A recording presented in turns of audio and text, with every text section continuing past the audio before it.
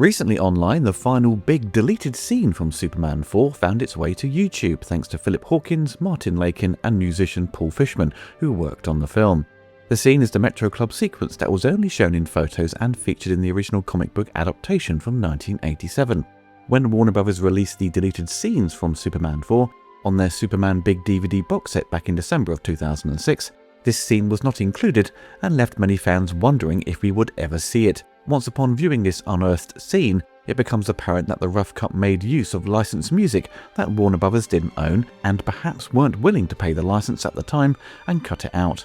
Now, before I get to discussing my thoughts on this deleted scene, let's go back to the summer of 1985 and piece together the journey of the film's production timeline and disastrous screening in Orange County, California and in the UK as Warner Bros. And Cannon Films hastily cut the movie to remove scenes to get it out in theatres in July of 1987. The original budget reported in the press was around $30 to $35 million, making it Cannon's most expensive film to date. But as we go through the timeline, Cannon soon fall into financial difficulty due to many box office flops, too many films in production, and their many unresolved debts in the United Kingdom.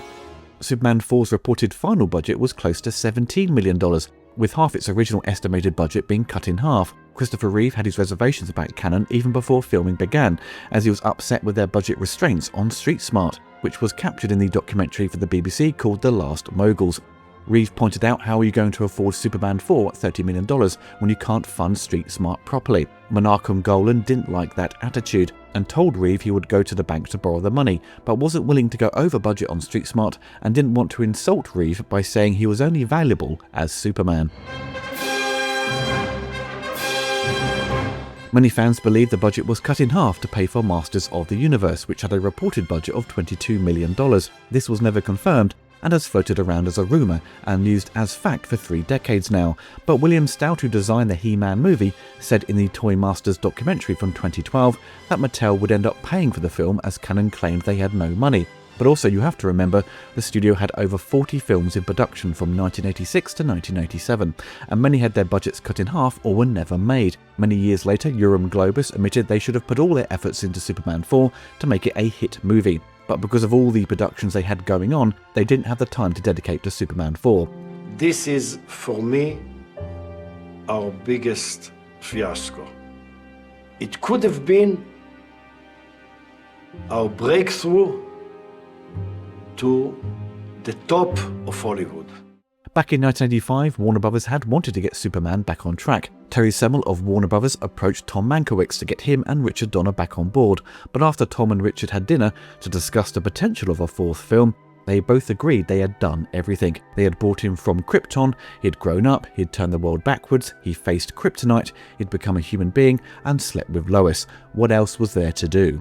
In June of 1985, the Salkinds had burnt out on Superman and didn't have the energy to devote to another film, as Reeve had bowed out after Superman 3, making it difficult to pursue a 4th. But they weren't going to let the franchise go to sleep and sub-licensed it to Cannon Films at a cost of $5 million at the Cannes Film Festival. Cannon by this point were doing well thanks to a string of successful action movies and the popular breakdance movie Break-In. Cannon were hoping to compete with the big studios and started grabbing popular licenses to break away from their B-movie status. In late December, Cannon approached Christopher Reeve to return as Superman. At this stage in Chris's career, things weren't looking great. He had struggled to find a hit movie after Superman, The Bostonians and The Aviator weren't successful financially, and Superman was the best option to bring him back to the top of the box office. But he wasn't going to just take the money. Chris and his agent had some stipulations on returning as the Man of Steel with some demands. Number 1, absolute control over the script. Number 2, at least part of the directing responsibilities. Number 3, another picture to be made first, Chris could choose the script. And number 4, a fee of $4 million for both pictures, which is about $12 million in today's money. Chris Reeve would pitch his idea for Superman 4, with the Man of Steel disarming the world of nuclear weapons. Reeve was apparently inspired by a documentary he took part in 1985 called A Message to Our Parents, Kids and Nuclear War. There would be a disagreement about Reeve's original story idea later in the timeline. In January of 1986, Cannon and Reeve negotiated a contract to begin making Superman 4. That month, writers Mark Rosenthal and Lawrence Connor, who had recently wrote The Jewel of the Nile, the sequel to Romancing the Stone, were brought in to pitch other ideas to Reeve, but he rejected all of them and wanted to pursue the idea of Superman disarming the world of nuclear weapons. Come the 18th of February of 1986, it was announced to the public that Christopher Reeve would be returning as Superman. Over the next couple of months, prep work would start on Reeve's pet project, Street Smart, while the writers Rosenthal and Connor would work on the Superman 4 script with input from Reeve. In April, Sidney J. Furie was hired to direct Superman 4. Starlog magazine would report on this in August of that year, in issue 109, along with an interview with the writers Rosenthal and Connor, as they had just finished their third draft of the script. Reeve had originally wanted Ron Howard, who I believe would have been a great choice, but for whatever reason he didn't commit. Cannon Films has suggested Wes Craven, as he had previously directed Swamp Thing, so he was familiar with comic book movies and had the recent hit A Nightmare on Elm Street. And he got involved early on, but didn't see eye to eye with Reeve. It's unknown what they disagreed with, but Wes left the production. Sidney was interviewed in issue 123 of Starlog and explained how he got the job as director. He walked into the office of Cannon Films and pitched an idea to Menachem Golan. Sidney at this point was getting good offers after his movie Iron Eagle had done well at the box office, but Golan didn't like the director's project, but offered him Superman 4 instead. Sidney immediately responded in the affirmative. They were looking for a director and I had never done anything like it, Furie explains. I was like someone who doesn't know computers, but I want to learn computers. Having been a director for 29 years, I said I've got to learn all this because it's something I don't know. It won't be boring, not that a movie is ever boring, but usually you know how to make it.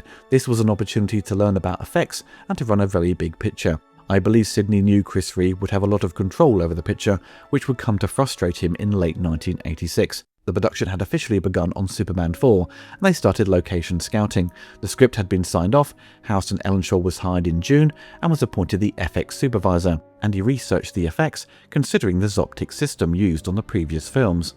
From April to July of 1986, Chris would work on Street Smart, with the production taking place in Canada. During this period, magazines such as Starlog would begin providing updates on Superman 4. As it was a monthly magazine, some of the reporting was a little behind compared to the newspapers. It was reported in issue 107 that Reeve was working on the Superman 4 script, with a little update on their news section. The following issue, they had an interview with Menachem Golan, who reveals its plot of nuclear disarmament, with Mark Rosenthal and Lawrence Connor working on the script with Reeve. Margot Kidder was returning, though it doesn't mention the other cast members from the Superman films. It's safe to presume they had all been approached by now and signed up due to Reeve's involvement. And Golan pushes the fact that this was going to be Cannon's biggest production to date, with a budget of $30 million. In May, the Cannon Group purchased Screen Entertainment, formerly known as Thorn EMI, which gave them ownership of their library consisting of over 2,000 films. Cannon gained control of over 300 cinemas in the UK and Europe, and Elstree Studios at a cost of £175 million. Cannon had become flush with cash thanks to Michael Milken, who raised a huge amount of funds for them with junk bonds. Milken would later be arrested for corruption and insider trading and charged in 1989. Come June, the crew assigned to work on Superman 4 set up shop at Pinewood Studios, but Cannon, who had recently acquired Elstree Studios, which was famously used by Spielberg and Lucas for Indiana Jones and Star Wars, decided to shoot there to save money. Pinewood were furious. The producer, Michael J. Kagan, was interviewed by SFX magazine in 2013 and said Elstree Studios was a part of EMI, so we had to move the whole production there. Pinewood, however, were very upset by this. We had begun building a stage especially for Superman 4 at Pinewood, and that had to be cancelled, and they called me and gave me hell for it. They said you'll have to do all sorts of special effects on this movie, which we are prepared for because we have done it 3 times already. But at Elstree you will not have that. Pinewood was a fully serviced studio with permanent staff, such as construction. Elstree was a 4-walls studio, where the producer would bring in their own staff. Everyone is freelance, and many of the original Superman crew were approached to work on the film, but not all returned, because of the low money offered for their services. Come September, the second unit director, David Lane, and his team would begin filming the background plates in New York, with a mix of 35mm film and VistaVision, that would later be used for the blue screen flying effects. Filming would commence in October with the cast, as they began shooting early that month for the sequence set at the Kent farm in Bulldog, Hertfordshire, where Clark visits his old home in Smallville. There was a scene at his parents' grave, which would later be dropped. It's unclear if footage was shot, as only press photos are available. They would also use the location for saving the kid during the tornado sequence, where Reed's daughter and son would cameo. They made use of a new motorway, with Lex Luthor escaping with Lenny, and Superman grabbing the car and flying off with it. The Civic Centre in Uxbridge was doubled for the Pentagon, where Lex gets a grilling from government officials for war profiteering. At Elstree, they would shoot Nuclear Man 2's arrival to Earth and his introduction to Lex and Lenny. They would also film the investors visiting Lex and Lenny returning with Nuclear Man 1's ashes as Lex rethinks his plans to clone Superman. Near the end of the month, they would film Superman's confrontation with Nuclear Man 2 on the balcony. In late October, Harrison would set up Olsen, Lane and White to handle the animation and rotoscoping, and in efforts to save money, they would opt for blue screen work instead of front projection. As Harrison's company didn't have an optical printer, they would farm out the optical work to other companies in late 1986, totaling over a dozen. Some of these FX houses specialised in visual effects for TV, some were new companies who would take on the work at a cheaper fee to make an impression, and others just churned out the effects quickly as they were paid very little for their work. So the end result is a mishmash of optical effects looking unfinished or inconsistent in quality. As they had little time, they didn't get many opportunities to redo them. Work had started on the matte paintings, with Harrison himself contributing along with his father Peter, and storyboard artist Martin Ashbury would also assist painting a backdrop in Russia and the Fortress of Solitude. During this month, Christopher Reeve would put his Fulham house up for sale at £450,000, with plans to return to America once Superman 4 was finished filming. Chris's relationship with his girlfriend of 10 years, Gay Exton, was coming to an end. The crew said they rarely saw Gay visit the set, but the kids were very eager to join their father between filming. The script would have further changes, with scenes being dropped and shrunken down in scale from the current draft at the end of the month. In November, the production would move to Milton Keynes, which was used to double for Metropolis. The exteriors used included the train station as Superman walks to the UN and does his speech near the end, and when Clark says goodbye to Lacey. Interior scenes included the hotel lobby, Jeremy being interviewed, the gym, the Daily Planet, and the museum featuring Superman's statue. Back at Elstree, they would film the moon battle sequence and the double date with Lacey and Lois. At the end of the month, they would film the recently unearthed deleted scene for the Metro Club at the Hippodrome nightclub in London, which was reported in the newspapers. Come December, they would film the battle between Nuclear Man 1 and Superman outside the Metro Club for nighttime shoots, handled by second unit director David Lane, and a battle with Nuclear Man 2 during the day with Sidney J. Fury supervising. They would also film Superman saving the civilians in Italy from the lava. For Jeremy's school, it was located in Milton Keynes at the Sir Frank Markham Comprehensive School. These sequences would be filmed for the interior, and when Superman returns at the end to meet Jeremy and flies with him into outer space. Harrison Ellenshaw would invoice Cannon for their monthly payment, but the check they received bounced, and Harrison had to cough up his own money to pay for the staff. Producer Michael Kagan would soon correct that, but things weren't looking good. Since Cannon had purchased Thorn EMI, aka Screen Entertainment, their stock price had dropped from $45 a share to $12. Their accounting practices were being investigated by the Regulatory Securities and Exchange Commission, as they had 6 major legal actions against them. Cannon had already borrowed £300 million and wanted to raise additional money through junk bonds by Drexel Burnham and Lambert, who were also being investigated by the SEC for insider trading. As Cannon hadn't paid in full for Thorn EMI, they missed their second payment to Alan Bond, from whom they purchased Screen Entertainment. In efforts to help Cannon, Warner Bros. Would invest $75 million into the company to help clear their debts, but also take control of some of their assets. The LA Times reported on Christmas Eve that the Cannon Group was rescued from a financial crisis by Warner Bros. Under the complex arrangement, Warner agreed to give Cannon $75 million for securities convertible into 23% of Cannon's common stock, plus an option to buy 50% of Cannon's 525-screen chain of European theatres. Separately, Warner paid Cannon $25 million in cash as part of the terms for getting US video distribution rights on some 20 Cannon films.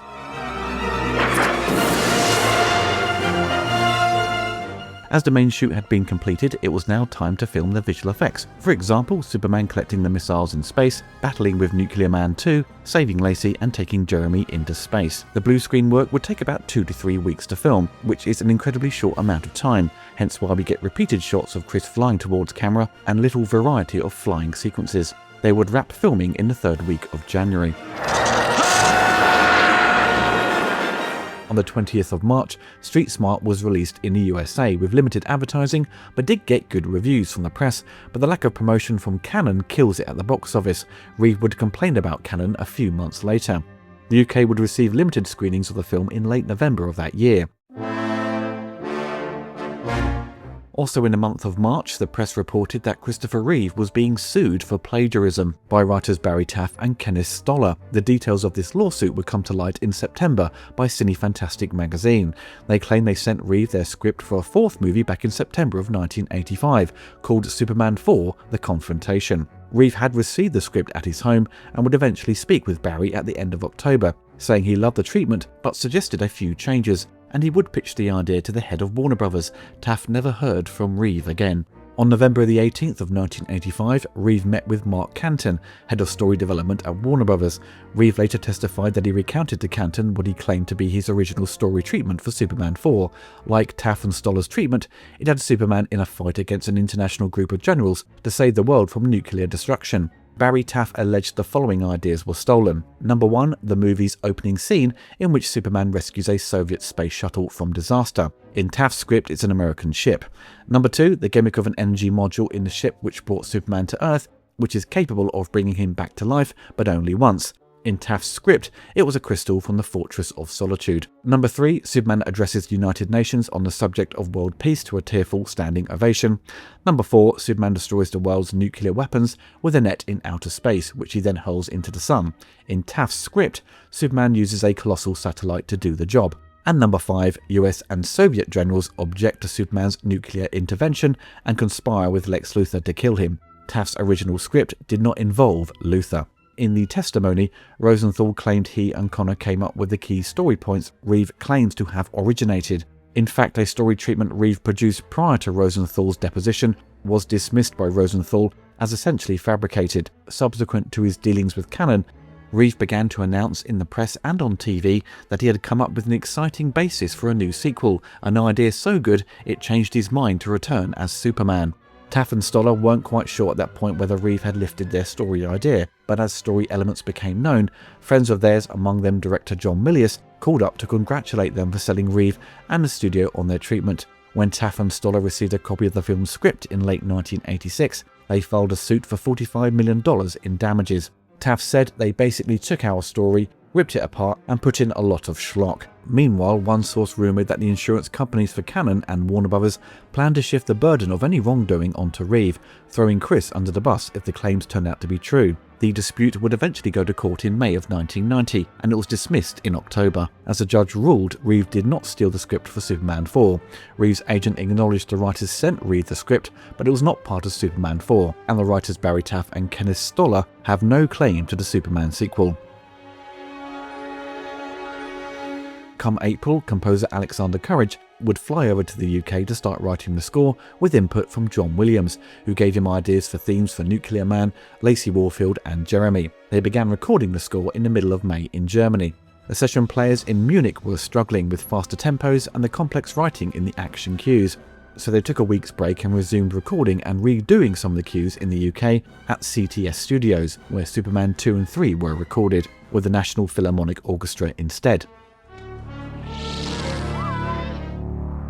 On the 27th of May 1987, it was reported that director Sidney J. Furie is under the gun to get Superman 4 in shape to soar into theatres on the 17th of July. He reports from London, "We are just doing the music now and starting the sound mixing, and there are a lot of visual effects we'll be working on until the last minute." Sidney mentions there is also a credit to be resolved before the main title designs can be completed. As part of the deal in acquiring the rights from producers Alexander and Ilya Solkind, Cannon Films agreed that the line "series created by Alexander Solkind" would be inserted right after the title. But now the Writers Guild has decreed that only a member of the guild can create a movie. "We have to make some changes of some sort," Sidney said. In the month of June, issue 119 of Starlog, they promoted Superman 4 on the front cover and had a few pages dedicated to the production, with images from what would become the deleted scenes and a news update near the beginning of the magazine saying, "The question on a great many, when is Superman 4 being released?"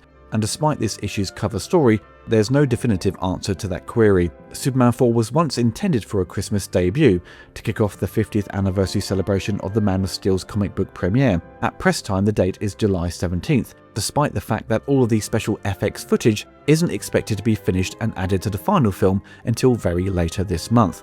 Thus a change in Superman's flight pattern is certainly still possible. In the press, it's reported that Reeve is very disappointed with Cannon Films for not promoting Street Smart. He was quoted, "I'm going to be as professional as I can always. That's my intention. I know it's important that I promote Superman 4, and I'm working very hard to support the picture. But I have to admit that it was an incredible disappointment to me that Cannon didn't give Street Smart any support. It's a subtle film, a very original film, and Menachem went to great pains to tell me how much he loved it. I know the company is in financial difficulty, but it deserved more than it gave. They should have sold it to another distributor who would do things for the film." By the end of the month, all the 600 plus optical effects were complete. According to someone who worked on the film, a company called GCE would correct some of the opticals, which had errors such as the background plates being played out in the wrong direction to Superman or Nuclear Man 2 as they flew past the frame. On the 2nd of June, USA Today claimed that a Cannon Films insider said that Superman 4, which was due for release on the 17th of July, had the look of a box office disaster. During this week, Alexander Courage had finished recording the score to the film. On the 18th of June, it is reported that Mark Pillow couldn't access any footage from the film to show other producers to gain more work. Basically, he had no showreel. Warner's excuse is that they were keeping his appearance a secret until the film's release on the 17th of July. But by this point, Warner's hadn't even produced a teaser trailer and would only release a short theatrical trailer in early July. The greatest hope against the threat of nuclear war is Superman. Also on the same day, it's announced Warner Bros. Had invited scores of reviewers and writers to Washington DC for a Superman 4 press junket, but word was out that the print may not be ready to preview. Nonetheless, they were going forward with interviews of Christopher Reeve and the film's other cast members, and hoping the print will be ready in the nick of time. During the month of June and into early July, Superman 4 received its infamous test screening with audiences in California and in London.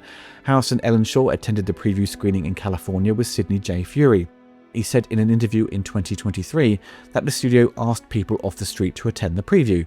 Once the Superman logo appeared on screen, the audience cheered. Those people attending had to complete feedback cards. Once the film had finished, half of the audience had left. People were throwing their pencils at the screen and tore up their cards. The feedback was bad. Sidney couldn't sit through the film due to being nervous and sat in a bar opposite the cinema. Sidney asked how it went and Harrison reported, "Not too well." Terry Semel of Warner Bros. Did preview the film with Sidney at his home and ordered for 2 reels to be removed, so it had a runtime of roughly 90 minutes, so they could squeeze in more showings to cut their losses. Sidney J. Furie, in his biography by Daniel Kramer, said he left the production once Cannon/Warner's started hacking at the picture and never watched the final cut they released. This could have been the time when they removed Clive Mantle's screen credit, who played Nuclear Man 1, but also the credits would appear stretched on presentation, looking like the wrong aspect ratio. If you watch it on VHS, Laserdisc or TV when it was broadcast in the pan and scan format, the credits appear correct with their dimensions. On the 7th of July, Warner Bros. Announced that they would push back the release of Superman 4 to July 24th, and it was reported that director Sidney Furie was furiously re-editing the picture, though from Furie's own admission, he had left the production and the studio were doing the chopping. News had circulated that the test screening hadn't gone well, which was reported on the 9th of July by the Daily News, that Superman 4 was under the knife with some 30 minutes being lopped off following sneak previews. The Cannon picture will go into theatres later this month at a mere 90 minutes in length, it said. Director Sidney J. Furie argued that it wasn't unusual. Most comedies go into release at 90 minutes or under. I'm not sure why Sidney made the comparison to comedies when Superman was an action fantasy film. Around this time, Clive Mantle would get a phone call from his agent delivering the bad news that he had been cut from the film. When I spoke to Clive in the early 2000s, he said Sidney J. Furie told him that he was cut because the audience didn't understand his character, which was clearly a load of BS. Clive was sent into a deep depression as this was his film debut and felt his career was over. A week before the film's general release, the cast would provide TV interviews for the press. On the 18th of July, the interviewers pointed out the film is still being edited. The press would have no early access to preview the film, which was often seen as a bad sign. Siskel and Ebert even mentioned that on their show. The 4th Superman movie is out in theaters this weekend. Warner Brothers would not screen it early for critics. Not a good sign as a rule, as you know. On the 23rd of July, Warner Bros. Would finally advertise the film in the papers with cinema listings across the country, one day before its release. I couldn't find any advertisements by the studio for its original release date of the 17th of July, or anything a week prior outside of the cinema chains just listing its showing in a week's time, though Cannon Films would make more of an effort with teaser posters in the UK. The premiere would be held in Cleveland in the USA and in London in the UK on the same day. The UK premiere was a royal event with Prince Charles and Princess Diana attending. Cannon wanted Christopher Reeve and Mark Pillow to turn up in costume and have a staged fight outside the cinema. Reeve had no desire to do that, very embarrassing I would imagine, and having no faith in the picture, he was absent and claimed he was busy working on a play in America. Sidney J. Furie also avoided the premiere while the other cast and crew members took part. Stateside in Cleveland, the event only had Kirk Allen and Noel Neill as celebrity guests attending who were associated with the Superman franchise. Tickets cost $250 to attend to raise money for a charity. The press would publish their reviews on the 25th of July, and they were pretty harsh as you come to expect, saying it looked cheap, the plot was a mess, with many pointing out the wonky visual effects and scenes obviously missing. The original runtime for the movie was 134 minutes. After the chopping, US audiences received an 89-minute cut that was distributed by Warner Brothers, and for the international markets, i.e. every other country outside the USA and Canada, got the Cannon Films cut, which was 92 minutes long, and some countries didn't include the Warner Brothers logo at the beginning and instead the Cannon one. The two sequences Cannon would leave in the film would be during Superman's battle with Nuclear Man 2, as he creates a tornado resulting in a farm being damaged, with a girl being pulled into the tornado, which was Reeve's daughter. The second scene was set in Russia, as Nuclear Man activates a missile, which Superman has to stop, and then Superman gets attacked by Nuclear Man in the sky. Now, it's not clear why Warner's didn't include those extra scenes, but I'm guessing it was a studio mandate to keep it to a certain length, and Cannon were a bit more flexible. These two scenes were thankfully presented in widescreen on the Japanese Laserdisc. By the 30th of July, complaints had obviously been made about the runtime of Superman 4 and the apparent choppy nature of the film's plot. The Cannon Group explained to the Chicago Tribune that it was cut due to the attention span of children. No child was willing to sit beyond a movie that was longer than 90 minutes. Now, over the next couple of months, Starlog magazine would continue to basically promote the film, with interviews with Margot Kidder, Christopher Reeve, Mariel Hemingway and director Sidney J. Furie. They also published a dedicated poster magazine. By this point, the film had failed and had disappeared from theatres by September. Amusingly, all the interviews feature photos of scenes removed from the final cut, further fueling people's suspicions about the cut footage. It wasn't until June of 1988 that Starlog published a bunch of letters from readers who were displeased with Superman 4 and Starlog's coverage, giving them false hopes for the movie. The readers would complain about the plot, the missing footage, pointing out Starlog showed images of scenes that didn't make the final cut, and Lacey breathing in space made no sense. So for years, many were wondering what happened to this footage. Some hoped it would be extended for TV broadcasts like Superman 1-3, but that never happened. Some networks in the USA broadcast the international cut. Some pointed out it was destroyed without providing any sources for this information. We do know Cannon had thought about using that footage for Superman 5 in 1988. But those plans didn't go anywhere, and Christopher Reeve had no desire to work with Cannon again, so we had to rely on photos to stir our imagination. Clive Mantle was told around this time that it was a bit of a political move by Warner Brothers to essentially sabotage the movie, cutting it up and giving it little support in the USA, as Cannon were hoping it would be successful to boost their finances. As it underperformed, it gave Warner's more opportunities to take control of Cannon's assets at a lower fee, in particular their cinema chain. This is all rumours and hearsay, but if you go back to December of 1986 when Warner's offered a helping hand, they now had a chance to take a bigger cut of their investment, as Cannon was often seen as a house of cards and were in desperate need of help to get out of their debts. It wasn't until 2006 we got to see the majority of what was cut. So when it comes to the deleted scenes, the print that Warner's had sourced was used for scoring, hence the wipes across the screen, which helps the composer time the music. The footage is not in a good state, very damaged with incomplete visual effects and temp music in place, especially with the use of music from the BBC show called Bric-a-Brac in place for Nuclear Man 1 with Clive Mantle. Come on, boy. I'm guessing this print was made up of elements and put together back in April to May of 1987, when Alexander started scoring, as most of the scenes have temp music, and only 3 scenes have the original score included, though badly mixed, with Clark having a bad dream, an extended scene of Jeremy writing his letter to Superman, and Superman using Lacey as bait to stop Nuclear Man 2.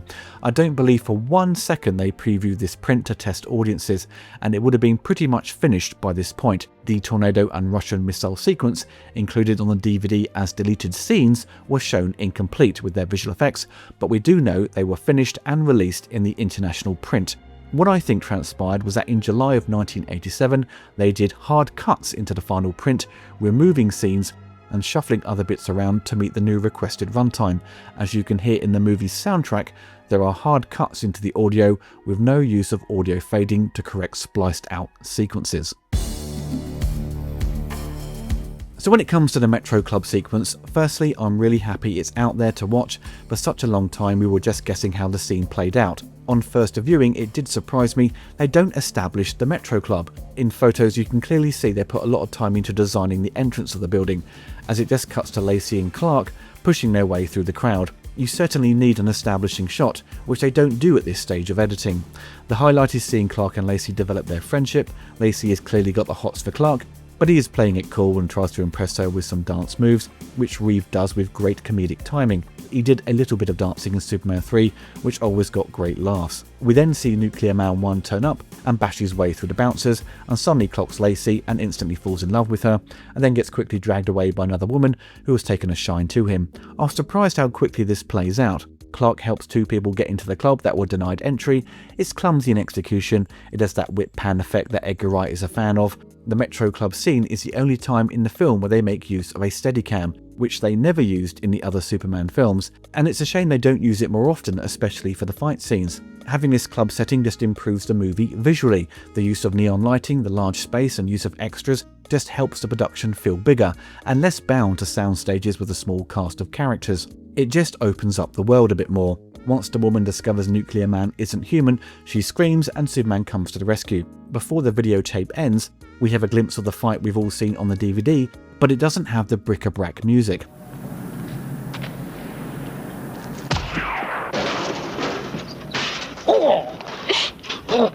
Overall, I do enjoy the Metro Club scene. In my mind, I felt it played out longer and was hoping it was filmed a bit better, perhaps more elaborate with its setups, but this scene is vital for Clark and Lacey's friendship, and establishing that Nuclear Man fancies Lacey. In the theatrical cut, he just reads a newspaper headline and then turns up and demands, "Where's the woman?" which left everyone confused. So the meat of what was deleted is now watchable. There are a few connecting pieces still missing. The fight with Nuclear Man 1 has a moment of Superman lifting a skip. Was this shot but didn't work, or was it only done for a publicity photo? This fight sequence is messy as we clearly see a stuntman. It seems odd for the editor to play it out so long. Clive Mantle said Cannon spent a huge amount of money on this fight, and a lot of what they shot isn't featured, and the edit doesn't represent what they intended. There is a scene involving Jeremy and Clark Kent, which was scripted and takes place around the time Clark is upset by the headlines of Mr. Warfield's newspaper. Was this scene shot, as I've not seen any photos? There is apparently extended dialogue in the Fortress of Solitude, Lacey and Lois having a chat in a cafe, and Lois is frustrated by Lacey's father's handling of the newspaper, and she spots Superman flying past as he goes to surprise Jeremy. We're supposed to see Nuclear Man 2 roaring a second time with his eyes glowing, and Lex says, "Is that adorable?" which is used in the Cannon film's trailer, but dropped from the edit. Is that adorable? But Alexander Courage did score Nuclear Man's second outburst. Nuclear Man burns Lex's money as he begins to turn against him and leaves to grab Lacey Warfield. We only see him taking her from the Daily Planet and returning to Lex. During the battle in the streets during the daytime, there is a sequence of an old lady in a taxi that gets elevated into the air. There are photos of the FX sequence being filmed and Chris Reeve posing lifting a taxi. There are other little moments here and there, but one piece I spotted was Superman leaving the podium to go meet Jeremy. He flies away in a photo, but in the deleted scene section, he just walks off camera and it cuts. So you can see from the timeline of events that things really started to fall apart in June of 1986, when Cannon moved the production from Pinewood to Elstree as their finances started having problems. And from then on, things just got worse and never seemed to get better for the production. I think many of us know that directors aren't fans of screen tests, but they can be helpful to judge the pace of a movie and if some scenes work and some don't. But in the case of this movie, they brought in random people off the street and got them to judge the movie, and it was their feedback that decided the fate of the film. Which is unfair, not everyone is the same, and many people in the audience may have not understand the tone or been a fan of Superman, or were just complete bozos. Now, if many felt that Nuclear Man 1 didn't work and it needed to go, fine, you could easily cut around him, but dropping many other scenes with Nuclear Man 2, Lex Luthor, Jeremy and Lacey Warfield doesn't make sense. They could have salvaged the movie and retained most of the plot, but that required 90-minute runtime made it very difficult. It's clear Warner's wanted to cut their losses and move on. If it was released in its original 134-minute runtime, would it have been received more favourably? I think it still would have been criticised for having cheap visual effects, but people would have been far more forgiving with its story. It would have had a clear start, middle and an end. All the beats of the plot would have made sense.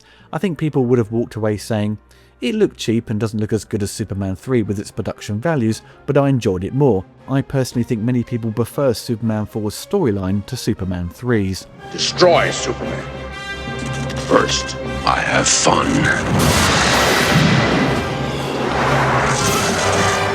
Will Warner Brothers ever release this complete cut? As we know from the evidence and reports at the time, it was finished. At this point, it just requires the studio to do some more digging to find that material. It would be great if Warner Archive handled this and issued it out on Blu-ray, like they did with the extended TV cut of Superman the movie, which surprised everyone. They could still one day do the same and release it with no hype and just go, "Here you go, here's the complete cut of Superman 4, now stop complaining." Realistically, for this to happen, Warner Brothers have to see if it's profitable, and usually they time these releases with a new movie. When Superman was rebooted by James Gunn, they issued Superman 1 to 4 in 4K. That would have been the ideal time to put out the complete cut of Superman 4, but alas, nothing happened. All they actually did was botch Superman 4's Dolby Atmos mix and had to correct it 2 years later with replacement discs. I'm always hoping that one day we'll see the full cut presented to us. It's the last performance of Christopher Reeve as Superman, and seeing more footage of him as the Man of Steel is very important to me and other Superman fans. It's also important for historical and archival purposes. We know Chris was badly affected by the movie. It didn't do him any favours for his career. The legal dispute he had was not a good reflection of him as a person at the time. People were quick to judge. He shouldered a lot of the blame for the film's qualities as he helped with the story and assisted in some of the directing duties. And Street Smart failed to make an impact. It was a bad time for him and his career, but that was over 40 years ago, and people's views are different now. And despite all of Superman 4's problems, I think having a more coherent version of the film would benefit it greatly. I've always had a soft spot for the film. As a kid, I thought it was great. As I got older, you quickly realise its problems, and you start digging into why things turned out the way they did. And I eventually became fascinated by its production history, very much like the troubled production of Alien 3. I hope this video has made things more clear about the challenges they faced and the state of the movie before it was cut. It had a difficult journey pretty much from day one. It's a huge shame. If things worked out better, we could have seen Reeve as Superman perhaps in a 5th or 6th movie, who knows? But we have to deal with what we've got, and we still haven't been given everything. And that footage is out there somewhere in an archive in film cans collecting dust. And I think it's time to dust off those cans and give Superman fans the movie the filmmakers had originally intended. It may not be great, but at least Christopher Reeve's final appearance as Superman is on full display and not compromised. Effective immediately, I'm going to rid our planet of all nuclear weapons. Destroy Superman.